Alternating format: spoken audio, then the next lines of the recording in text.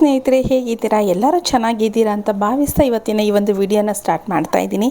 So ನನ್ನ ಪೇಜಲ್ಲಿ ನೀವು ನೋಡ್ತಾ ಇದ್ದೀರಾ, ಗೃಹಲಕ್ಷ್ಮಿ ಆಗಿರ್ಬೋದು, ರೇಷನ್ ಕಾರ್ಡ್ ಆಗಿರ್ಬೋದು, ಈ ಥರದ ವಿಡಿಯೋಗಳನ್ನ ನಾನು ಹಾಕ್ತಾ ಬಂದಿದ್ದೀನಿ.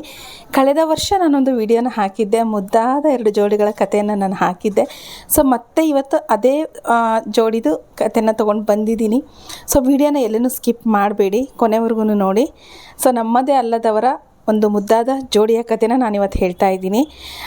ಸೊ ಒಮ್ಮೆ ಈ ಜೋಡಿನ ನೋಡ್ಕೊಂಡು ಬನ್ನಿ ನೀವು. ಆಮೇಲೆ ನಿಮ್ಮ ಅನಿಸಿಕೆ ಏನು ಅಂತ ಕಮೆಂಟ್ ಬಾಕ್ಸಲ್ಲಿ ತಿಳಿಸೋದನ್ನು ಮರಿಬೇಡಿ. ಸೊ ವಿಡಿಯೋ ಪೂರ್ತಿ ನೋಡಿ. ಈ ಮುದ್ದಾದ ಜೋಡಿಯ ಒಂದು ಪ್ರೇಮ ಕಥೆ ಯಾವ ರೀತಿ ಅಂತ್ಯ ಆಗಿದೆ ಅನ್ನೋದನ್ನು ನಾನು ಈ ಒಂದು ವಿಡಿಯೋದಲ್ಲಿ ಹೇಳ್ತೀನಿ ಸ್ನೇಹಿತರೆ. ಸೊ ವಿಡಿಯೋ ಎಲ್ಲೂ ಸ್ಕಿಪ್ ಮಾಡಬೇಡಿ, ನೋಡಿ. ಸೊ ಅದಕ್ಕಿಂತ ಮುಂಚೆ ಆ ಜೋಡಿಗಳ ಮಾತುಗಳನ್ನು ಒಮ್ಮೆ ನೀವು ಕೇಳ್ಕೊಂಡು ಬನ್ನಿ.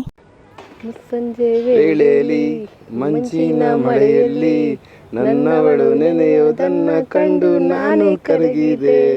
ಅವಳಂದ ಚಂದವ ಒಂದಾಗಿ ಸೇರಿಸಿ ನನ್ನೆದೆಯ ಗೂಡಿನಲ್ಲಿ ಎಂದಿಗೆ ಬಚ್ಚಿಟ್ಟುಕೊಂಡೆ.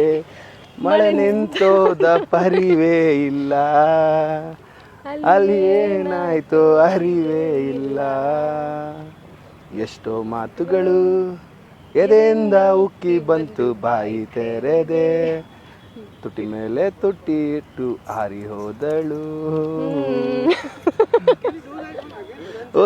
ನೋಡಿದ್ರಲ್ವ ಸ್ನೇಹಿತರೆ, ಅವರು ಯಾವ ಥರ ಮುದ್ದಾದ ಜೋಡಿ ಯಾವ ಥರ ಇತ್ತು ಅಂತ ಹೇಳಿಬಿಟ್ಟು. ಸೊ ಅದಕ್ಕಿಂತ ಮುಂಚೆ ಒಂದೆರಡು ಮಾತುಗಳಲ್ಲಿ ನಾನು ಹೇಳೋದಾಯಿತು ಅಂತ ಹೇಳಿದರೆ, ಇವತ್ತಿನ ಕಾಲದಲ್ಲಿ ಯಾವುದೇ ಪ್ರೀತಿ ಬಾಂಧವ್ಯ ಸಂಬಂಧಕ್ಕೆ ಬೆಲೆನೇ ಇಲ್ಲ. ಪ್ರೀತಿ ಮಾಡ್ತಾರೆ, ಪ್ರೀತಿ ಮಾಡಿದ್ದು ಉಳಿಸ್ಕೊಳೋ ಯೋಗ್ಯತೆ ಇರೋದಿಲ್ಲ. 1 ತಿಂಗಳು 2 ತಿಂಗಳು 3 ತಿಂಗಳಲ್ಲೆಲ್ಲ ಡೈವರ್ಸ್ಗಳನ್ನ ಮಾಡ್ಕೊತಾರೆ. ಸೊ ಅದೇ ರೀತಿಯಾಗಿ ಇನ್ನೊಂದು ಪಾರ್ಟ್ ನೋಡೋದಾಯಿತು ಅಂತ ಹೇಳಿದರೆ, ಯಾರನ್ನೋ ಇಷ್ಟಪಟ್ಟಿರ್ತಾರೆ, ಇನ್ಯಾರನ್ನೋ ಮದುವೆ ಆಗ್ತಾರೆ, ಜೀವನನೇ ಏನೇನೋ ಮಾಡಿಕೊಂಡು ದಾರಿ ತಪ್ಪಿರೋರು ಇದ್ದಾರೆ. ಸೊ ನಾವು ಇಷ್ಟಪಟ್ಟಿವಿ, ಕೊನೆವರೆಗೂ ಬಾಳಬೇಕು ಅಂತ ಆಸೆಪಟ್ಟು ಕಷ್ಟನೋ ಸುಖನೋ ನಾವು ಎದುರಿಸ್ತೀವಿ ಅಂತ ಹೇಳಿಬಿಟ್ಟು ಬದುಕೋರೋ ಸಂಖ್ಯೆ ತುಂಬಾ ಕಡಿಮೆ ಇದೆ. ಸೊ ಆ ರೀತಿಯಲ್ಲಿದ್ದಾಗ ನೀವು ನೋಡ್ತಾ ಇರ್ತಕ್ಕಂಥ ಮುದ್ದಾದ ಜೋಡಿಯ ಹೆಸರು ಬಂದು ಹರ್ಷಿತಾ ಪ್ರಶಾಂತ್ ಅಂತ ಹೇಳಿಬಿಟ್ಟು. ಸೊ ಇವರು ಮೂಲತಃ ಬಂದು ಬೆಂಗಳೂರವರು, ಹರ್ಷಿತಾ ಪ್ರಶಾಂತ್ ಅಂತ ಹೇಳಿ.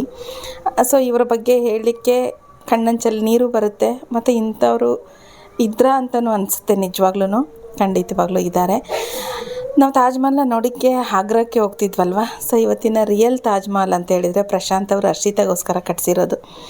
ಸೊ ಏನು ಇವರು ಈ ಥರ ಹೇಳ್ತಾ ಇದ್ದಾರೆ ಅಂತ ಶಾಕ್ ಆಗಬೇಡಿ. 14 ವರ್ಷ ಪ್ರೀತಿ ಮಾಡಿ ಪ್ರಶಾಂತ್ ಮತ್ತು ಹರ್ಷಿತಾ ಮದುವೆ ಆಗ್ತಾರೆ. ಮನೆಯವ್ರನ್ನ ಒಪ್ಪಿಸ್ಬಿಟ್ಟು ಮದುವೆ ಆಗ್ತಾರೆ.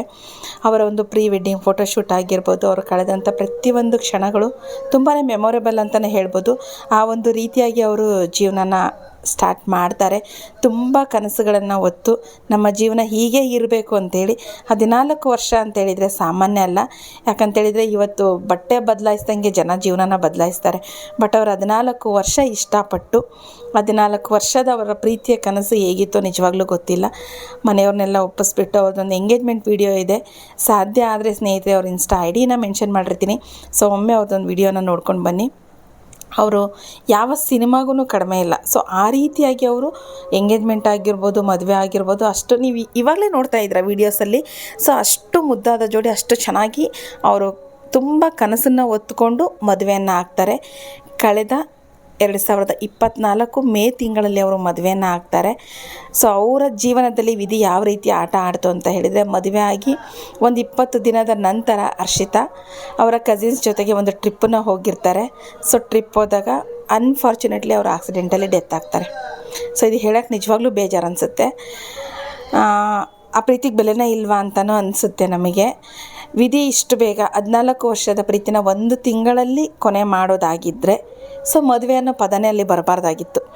ಸೊ ಮದುವೆ ಅನ್ನೋ ಪದ ಬಂದಿದೆ ಅಂತೇಳಿದರೆ ಆ ಜೋಡಿಗೆ ಅಷ್ಟು ಬೇಗ ಇಂಥ ಒಂದು ಶಿಕ್ಷೆಯನ್ನು ಕೊಡಬಾರ್ದಿತ್ತು. ಅದನ್ನು ಪಾಪ ಅವ್ರು ಹೇಗೆ ತಡ್ಕೋಬೇಕು. ತುಂಬ ಅಂದರೆ ಅವ್ರ ಜೋಡಿ ನೋಡ್ತಾ ಇದ್ದರೆ ಅವರಲ್ಲಿ ಒಂದು ಮಿಸ್ಅಂಡರ್ಸ್ಟ್ಯಾಂಡಿಂಗು ಅಥವಾ ಒಂದು ಏನೋ ಇದೆ, ಆ ಥರದ್ದು ಏನೂ ಇಲ್ಲ. ನಿಷ್ಕಲ್ಮಶವಾದ ಪ್ರೀತಿ ಅಂತ ಹೇಳಿದ್ರೆ ನಿಜವಾಗ್ಲೂ ತಪ್ಪಾಗಲ್ಲ. ಸೊ ಆ ರೀತಿಯಾಗಿ ಅವರು ತುಂಬ ಕನಸನ್ನು ಹೊತ್ಕೊಂಡು ಮದುವೆ ಆದಂಥ ಮುದ್ದಾದ ಜೋಡಿ. ಹರ್ಷಿತಾ ಅವ್ರ ಬಗ್ಗೆ ಹೇಳಬೇಕು ಅಂದರೆ ಯಾವ ಅಪ್ಸರೆಗೂ ಕಡಿಮೆ ಇಲ್ಲ. ಅಪ್ಸರೆನೇ ನಾಚಬೇಕು, ಆ ಥರ ಇದ್ದಾರೆ ಹರ್ಷಿತಾ ಅವರು. ಸೊ ಅದು 1 ತಿಂಗಳಲ್ಲಿ ಅವರು ದಾಂಪತ್ಯ ಜೀವನ ಕೊನೆ ಆಯಿತು ಅಂತ ಹೇಳಿದರೆ ಅದನ್ನು ಹೇಳೋದಕ್ಕೂ ತುಂಬ ಕಷ್ಟ ಅನಿಸುತ್ತೆ, ಕೇಳೋರಿಗೂ ಕಷ್ಟ ಅನಿಸುತ್ತೆ. ಸೊ ಕಳೆದ ಜೂನ್ 16ನೇ ತಾರೀಕು ಹರ್ಷಿತಾ ಅವರು ಡೆತ್ ಆಗ್ತಾರೆ. ಸೊ ಅಲ್ಲಿಂದ ಅವರು ತುಂಬಾ ಡಿಸಪಾಯಿಂಟ್ ಆಗಿ ಪ್ರಶಾಂತ್ ಅವರು ಸೊ ಹರ್ಷಿತಾ ನೆನಪಲ್ಲೇ ಅವರು ಪ್ರತಿಯೊಂದು ಕ್ಷಣನೂ ಕಳೀತಾ ಇದ್ದಾರೆ. ಸೊ ನೀವು ಅವ್ರ ವೀಡಿಯೋಗಳ್ನ ನೀವು ನೋಡಿ ನಿಮಗೆ ಗೊತ್ತಾಗುತ್ತೆ ಅವ್ರು ಹರ್ಷಿತಾ ಬಗ್ಗೆ ಹೇಗೆಲ್ಲ ವರ್ಣನೆ ಮಾಡಿದ್ದಾರೆ ಅಂತ ಹೇಳಿಬಿಟ್ಟು. ಸೊ ಅದಾದಮೇಲೆ ಅವರು ಅವರದ್ದೇ ಆದಂಥ ಒಂದು ಸ್ವಂತ ಉದ್ಯಮವನ್ನು ಆರಂಭ ಮಾಡ್ತಾರೆ. ಹರ್ಷಿತಾ ಹೆಸರಲ್ಲಿ ಕೆಲವೊಂದು ಸಮಾಜ ಸೇವೆಗಳನ್ನು ಮಾಡ್ತಾ ಇದ್ದಾರೆ. ಸೊ ಇವಾಗ ಹರ್ಷಿತಾ ಡೆತ್ ಆಗಿ ನಮಗೆ 1 ವರ್ಷ ಆಗಿದೆ. ಅದೇ ಈ ಜೂನಿಗೆ 1 ವರ್ಷ ಆಗಿದೆ. ಸೊ ಅವರಿಗೋಸ್ಕರ ಅವರೊಂದು ಮುದ್ದಾದ ಸಮಾಧಿಯನ್ನು ಕಟ್ಟಿಸಿದ್ದಾರೆ. ಅಲ್ಲಿ ಹರ್ಷಿತಾನ ಮೊದಲನೇ ವರ್ಷದ ಪುಣ್ಯ ಸ್ಮರಣೆಯನ್ನು ಮಾಡಿದ್ದಾರೆ. ಸೊ ಆವಾಗ ಅನಿಸುತ್ತೆ ತಾಜ್ ಮಹಲ್ ಯಾವಾಗಲೂ ಯಾರೋ ಕಟ್ಟಿಸಿದ್ರು, ಇಲ್ಲಿ 14 ವರ್ಷದ ಪ್ರೀತಿಯಲ್ಲಿ ಪ್ರಶಾಂತ್ ಅವರು ಹರ್ಷಿತಾ ಅವ್ರಿಗೆ ಪುಟ್ಟ ತಾಜ್ ಮಹಲ್ ಕಟ್ಟಿಸಿದಾರಲ್ವ ಅಂತ ಅನಿಸುತ್ತೆ. ಅಷ್ಟು ಮುದ್ದಾದ ಜೋಡಿ. ಯಾರ ಕಣ್ಣು ಬಿತ್ತೋ ಗೊತ್ತಿಲ್ಲ ಇವ್ರ ಮೇಲೆ. ಬಟ್ ಆ ಜೋಡಿ ಮೇಲೆ ಬಿದ್ದಿರ್ತಕ್ಕಂಥ ಕೆಟ್ಟ ಕಣ್ಣೋ ಕೆಟ್ಟ ದೃಷ್ಟಿನೋ ಗೊತ್ತಿಲ್ಲ. 1 ತಿಂಗಳಲ್ಲಿ ಅವರ ಒಂದು ದಾಂಪತ್ಯ ಜೀವನ ಕೊನೆಯಾಗುತ್ತೆ. ಸೊ ಈ ವಿಡಿಯೋ ಯಾಕೆ ಮಾಡ್ತಾ ಇದ್ದೀನಿ ಅಂತ ಹೇಳಿದರೆ, ಕಳೆದ ವರ್ಷ ಹರ್ಷಿತಾ ಡೆತ್ ಆದಾಗ ನಾನು ಇನ್ಸ್ಟಾಗ್ರಾಮಲ್ಲಿ ನೋಡ್ತಿರ್ಬೇಕಾದ್ರೆ ತುಂಬ ಯೂಸರ್ಸು ಇವರ ಒಂದು ವೀಡಿಯೋಗಳನ್ನ ಹಾಕಿದರು.